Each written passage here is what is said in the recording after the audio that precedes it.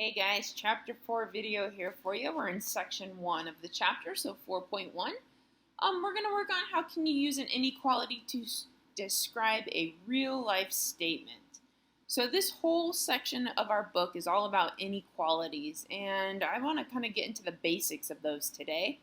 So let's talk about what inequalities are. That's kind of our main idea. In fact, let's build a table. We're going to talk about the symbols and the key phrases that we often use with inequalities. So I'm going to make this table pretty big. In fact, I plan to kind of set it up like this. I'm going to make it even bigger. So we're going to talk about what's the symbol look like and what are the key phrases connected to it. And starting with this symbol, we'll put the first symbol in our table. This is the less than symbol. We use it when we're comparing two numbers, like 3 is less than 10. So less than is a key phrase that's connected with the symbol, but there are other key phrases too, like the words fewer than. If I said I had fewer than something, that's the same as saying less than. The opposite of less than is greater than. That's the greater than symbol, but we have other key phrases too. We could also say more than. I have more than, or it's greater than. Both those phrases kind of connect with that symbol. And then we have this one, where it looks like the less than symbol, but it has the little line underneath. So we say it's less than or equal to. Now, other key phrases that connect with this, less than or equal to, we also use the phrase at most, or no more than. So there are some phrases that need to kind of stand out to you, because when you're reading a situation or a problem and you read the words at most or no more than, this symbol kind of needs to pop into your head is like, maybe this will be something that can help me. The opposite of that is the greater than or equal to symbol. And another key phrase that connects with that one is at least, or is no less than. So you can see where that one would trick people. No less than, they usually think it's the less than symbol, but it's actually the greater than symbol. It is no less than. So it's not less than, it's greater than. So you really got to pay attention to the wording on these. Okay, so we're putting this chart in your notes. You might have to pause the video if I went fast on that and write all this down. But I just want you to be able to go back and look at your notes when you read some of these phrases to help remember which symbol you want to use. Now let's talk about mathematical sentences here for a minute.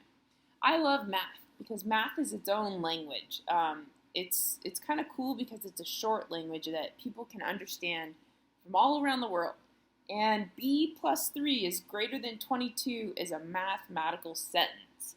An English sentence could easily be translated out of this. Here's the English sentence of this. B is a number. I don't know what it is, but it's a number.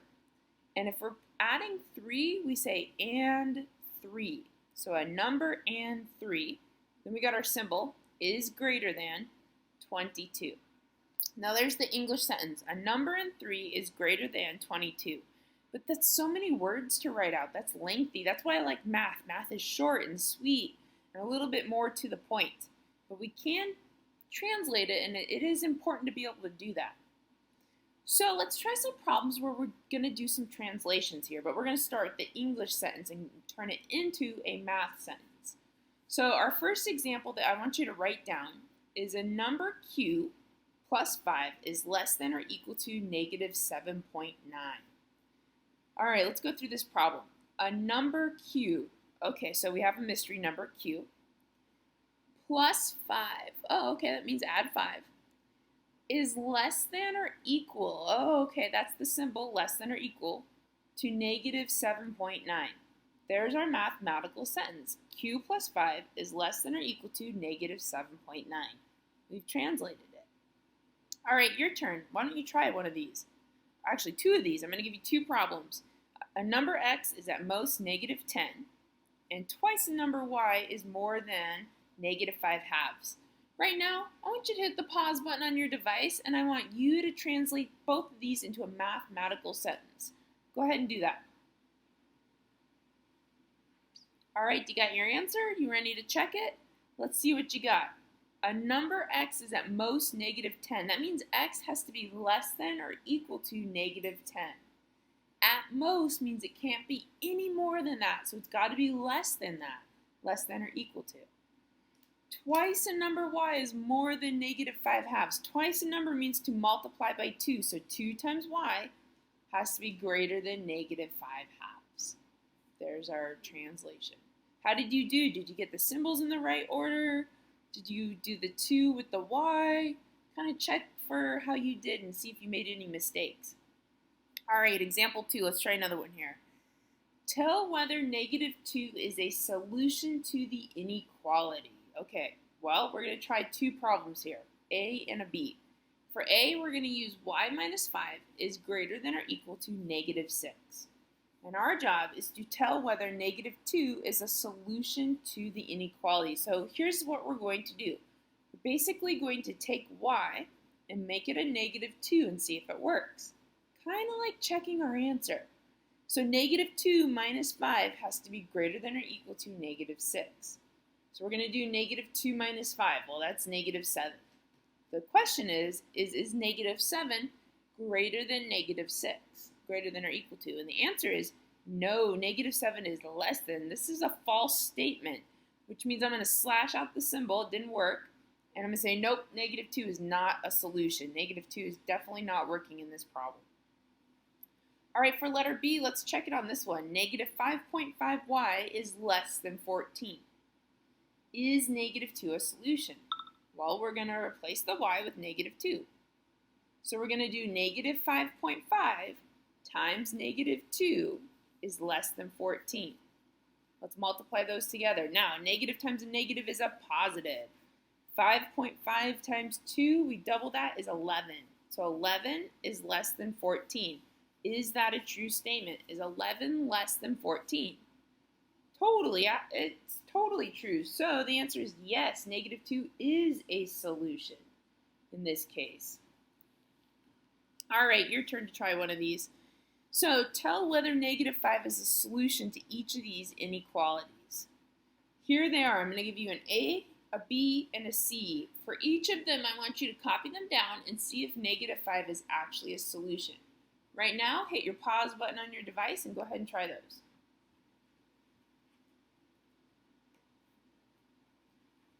All right, we're ready to check your answer. Let's see how you did here, you guys. So first one, you're going to replace the x with negative 5, so it would be negative 5 plus 12, which is 7. And is 7 greater than 7? It is not. It's equal to, so false. Doesn't work on that one.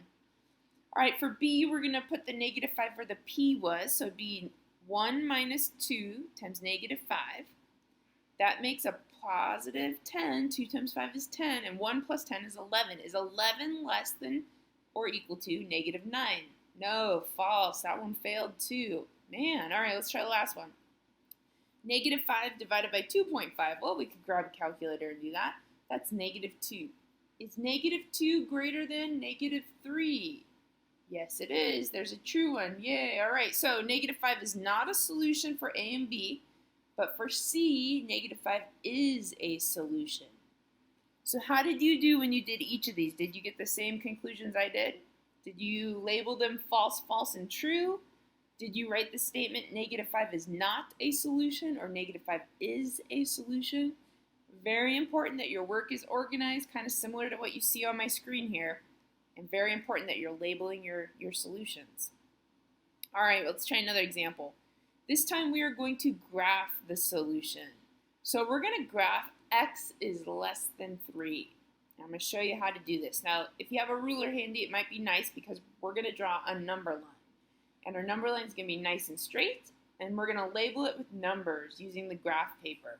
So I put 0 in the middle, and then I'm going 1, 2, 3, 4, 5, negative 1, negative 2, negative 3, negative 4, negative 5. I'm going both directions. Go ahead and you can pause the video if you need to, but set up a really neat, nice number line. Make sure you're not making it messy. Make it nice. Then here's what we're going to do. We're going to circle 3 because x is less than 3, so 3 is the important point. And then we're going to test both sides of 3. We're going to pick some points at random that we're going to test. What I mean is pick something on the right. So I'm going to pick 5. But you could have picked 4. You could have picked 7. You could pick 10. Anything to the right you can choose. And then I'm going to test it and see, is 5 less than 3? Is 5 less than 3? I don't think so. Cross that one out. Now let's test the other side on the left. Well, I'm going to pick -1. But I could have picked 2, 1, 0, -1, -2, anything to the left works. Let's test -1. Is -1 less than 3? Yes, it is. All right, so the left side passes and the right side fails, which means you're going to grab your pencil and maybe turn it to the side and you're going to start shading, and you're going to make a big arrow and a line going to the left because that's the side that passed. Now we're almost done, but we have one more thing to do. We need to test 3. The circled point. Is 3 less than 3? And no, 3 is equal to 3, and there's no equal sign. So what that means is we're going to leave it an empty hole on the graph. We're not going to fill it in, make it dark and solid. It's going to say empty. Now we're done. That number line has an empty circle on 3, and it's shaded off to the left where all the less than numbers are. And we've graphed our solution. Let's try another one. Let's do example 4 here. Let's graph the solution for m is greater than or equal to -2.5. Make a decimal out of this. Again, we're going to be putting these on a number line. So we're going to grab a ruler, make a nice, neat number line. I'm making it look exactly the same as my last number line with 0 in the middle. There's arrows on both sides. It says 1, 2, 3, 4, 5 and -1, 2, 3, 4, 5. So I got my left and my right. And we've got to circle the important point, which is -2.5. That's right between -2 and -3. So I've circled it. Now we do our tests. We're going to test the left and we're going to test the right. So pick a point, any point you want. I'm choosing 2 on the right-hand side. It doesn't matter. You can pick anything over there. Is 2 greater than or equal to -2.5? Oh, absolutely, 2 is greater than -2.5. So yes, this one passed. Awesome, which means I can grab my pencil and I can start shading in a big arrow to the right because it passed. I often, if I'm doing this paper and pencil, I'll grab a colored pencil to do this sometimes.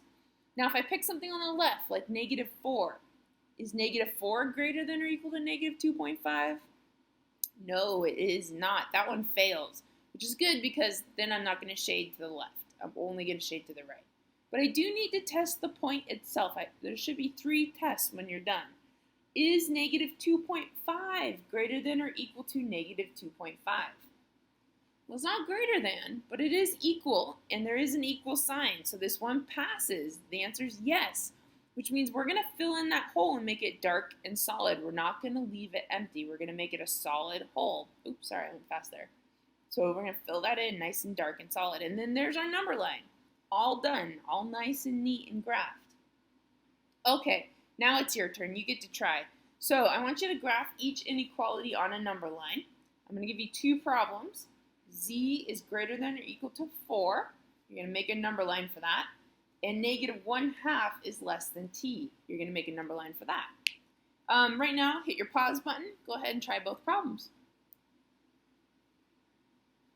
All right, are you done? Are you ready to see if you've kind of got a good understanding of this? Let's check.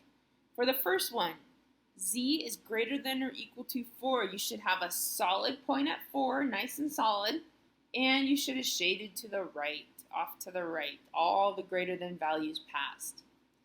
And then for the second one, this one was tricky. -1/2 is less than t. Well, that's an empty hole at -1/2 and shaded to the right. All the points on the right passed, the left failed. So shaded to the right.